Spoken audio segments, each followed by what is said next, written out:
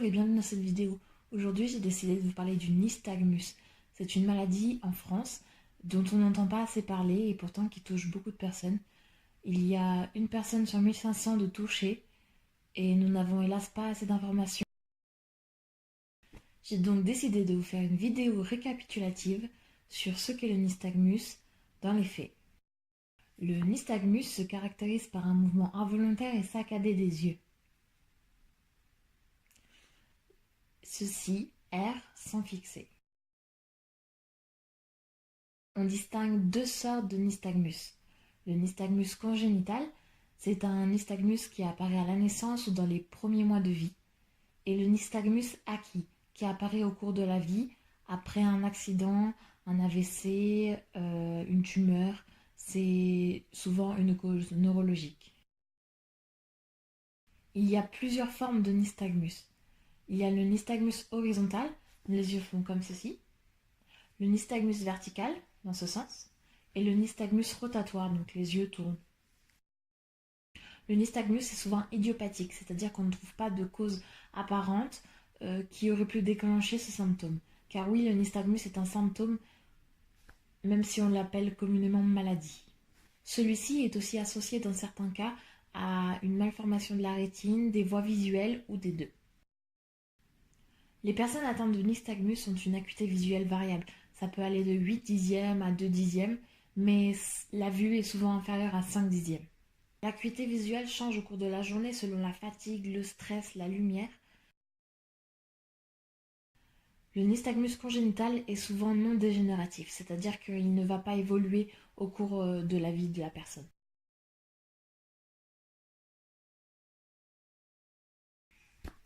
Le nystagmus est une maladie incurable, on ne peut pas la soigner, nous n'avons pas de traitement pour le moment, même si des recherches sont en cours. On peut par contre soigner les symptômes qui sont associés tels que la myopie, l'hypermétropie. C'est pour cela que beaucoup de personnes avec le nystagmus portent des lunettes. C'est pour traiter les symptômes et non le nystagmus. Cela peut arriver que celui-ci diminue avec le traitement, mais il ne disparaît pas. Beaucoup de personnes atteintes de nystagmus ont des points de blocage. Certaines n'en ont aucun malheureusement. Le point de blocage, c'est une position dans laquelle les personnes atteintes de cette maladie arrivent à mieux voir et diminuer leur nystagmus. Les points de blocage, ça peut être par exemple en regardant sur le côté comme ça ou en regardant par-dessus. Ça peut être très bizarre vu de l'extérieur, mais ça les aide beaucoup dans leur vision. Il existe une opération pour ramener ce point de blocage devant et ainsi éviter les problèmes de torticolis ou les problèmes corporels dus à des mauvaises positions. Alors pourquoi je vous parle du nystagmus et pourquoi j'ai décidé de faire cette vidéo aujourd'hui? Tout simplement parce que nous avons découvert il y a quasiment un mois maintenant que notre fils de 2 mois, Noah, est atteint de cette maladie. Nous n'avons trouvé quasiment aucune information en France.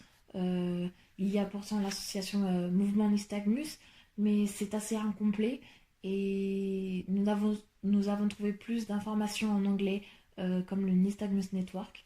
Donc j'ai décidé de faire cette vidéo pour aider les personnes qui ne parleraient pas anglais ou pour faciliter les recherches de certaines personnes qui apprennent que des proches sont atteintes de nystagmus. Nous avons découvert le nystagmus de Noah il y a un mois. Au début, je ne l'ai pas remarqué forcément à partir de la naissance, je ne l'ai pas vu tout de suite. C'est que vers ces un mois que nous avons remarqué qu'il ne fixait pas, qu'il ne réagissait pas à la lumière, qu'il n'arrivait pas à nous regarder et ses yeux erraient tout le temps de gauche à droite sans jamais s'arrêter. Notre médecin nous a pris rendez-vous aux urgences pédiatriques de notre ville. Il y a aussi un rendez-vous ophtalmo de prévu. Pour l'instant, nous n'en sommes qu'au début, mais je vous tiendrai informé en vidéo du procédé, des examens qui sont prescrits et de tout ce qui s'ensuit, les différents avis médicaux, ce qu'ils en pensent, ce qu'il faut faire, pour vous donner un parcours type de comment ça se passe et pour aider les personnes qui ne sauraient pas trop où aller, où chercher. J'ai beaucoup entendu dire, de par mes recherches, qu'il ne fallait pas s'arrêter à un avis, consulter plusieurs médecins, Si vraiment votre médecin ne comprend pas, a du mal à diagnostiquer, euh, peu de médecins sont formés sur le nystagmus.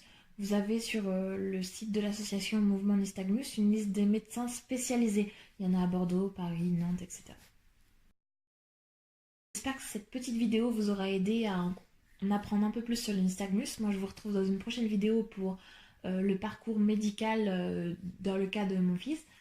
Et n'hésitez pas à vous abonner et à liker cette vidéo. Salut!